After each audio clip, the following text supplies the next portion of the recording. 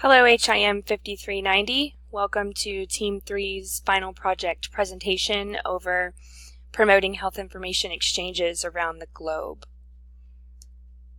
First, I just want to say thank you to my team for being so awesome this semester. We worked really well together and I couldn't have made it through this semester without you all. With that, I would like to briefly introduce Team Cohesive.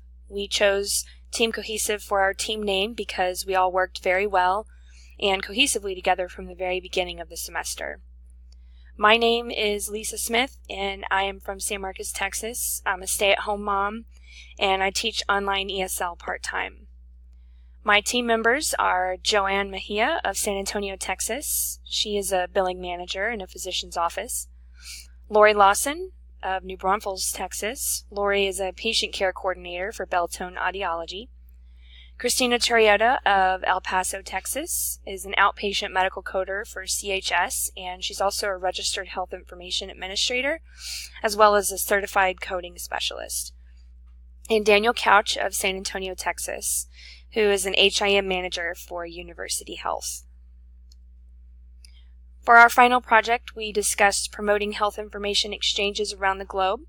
We talked about health information exchanges, things we might expect to see by the year 2030 in the healthcare delivery system, the benefits of the health information exchange, challenges we might face and how we will confront them, the health information manager's role in facilitating those changes, and wrapped it up with a summary about the importance of globalization in the health information exchange.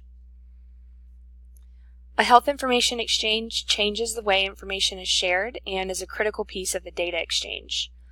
With a health information exchange, different care providers would be able to share clinical information electronically while staying within the standards of HIPAA.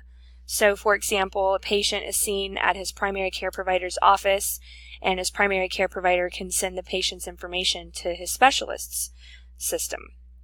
This emphasizes meaningful use for both sender and receiver. We also talked about improving the way healthcare is shared as a top priority for policymakers, providers, and patients. And facilitating seamless exchanges between systems takes cooperation between public and private entities. For the future of healthcare, Ricardo Alonso Zaldivar with the Associated Press states the average person spends over $10,000 on healthcare every year, and that rate is expected to grow by nearly 6% by the year 2025. A way to overcome the outrageous healthcare costs, we would need to start with the community level and restructure the system to support community strategies involving all stakeholders and using accurate and actionable data to change all aspects of the care delivery. Some of the things that patients should expect to see change in the coming years. Patients should expect to see a shift in the visit workflow, especially in the waiting room. A way this can be done is validated questionnaires. Validated questionnaires are answering standard and disease-specific questions, which allows more time for the provider to address specific concerns instead of spending the entire visit discussing symptoms. Repetition in validated questionnaires for chronic or long-term disease progressions and treatment effectiveness. And also self-completed questionnaires because patients are typically more comfortable answering sensitive questions on paper. And also the use of systematic and validated tools ensuring all important questions are covered and not derailed by other complaints. A way this can be done is the ease of access to records via the patient portal. The Health Information Exchange provides a basic level of interoperability, which helps prevent errors by ensuring all stakeholders are involved in the patient care flow.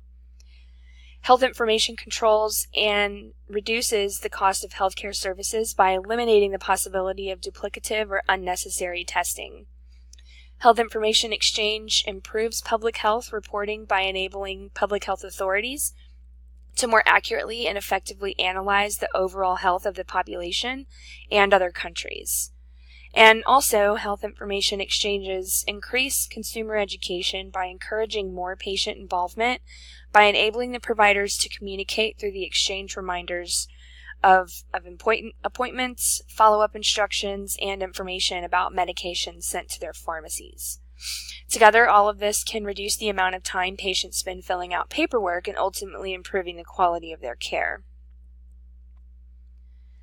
Some of the challenges that we might confront are interoperability also, as there's a challenge due to many systems, programs, and languages of the multiple organizations using these health information exchanges.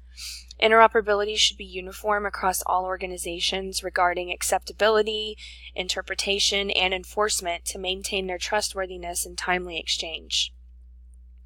Record linking remains a challenge on a global scale due to many regions not having access to reliable and stable internet or not being able to fund the technology necessary to obtain sufficient access. And weakened data infrastructures significantly impair the ability to support the capture, storage, and exchange of data. An initiative called an International Data Governance Initiative will be necessary to create an international relationship that is both trusted and synergistic. For this to happen, there will need to be common standard languages, data definitions, and data capture for both demographic and biometric data. And weakened infrastructures will need to undergo updates so that the data can be shared globally. HIM role in facilitating changes. The World Health Organization will need to partner with the International Federation of Health Information Management, or IFIMA, to be the driving force behind all international education efforts.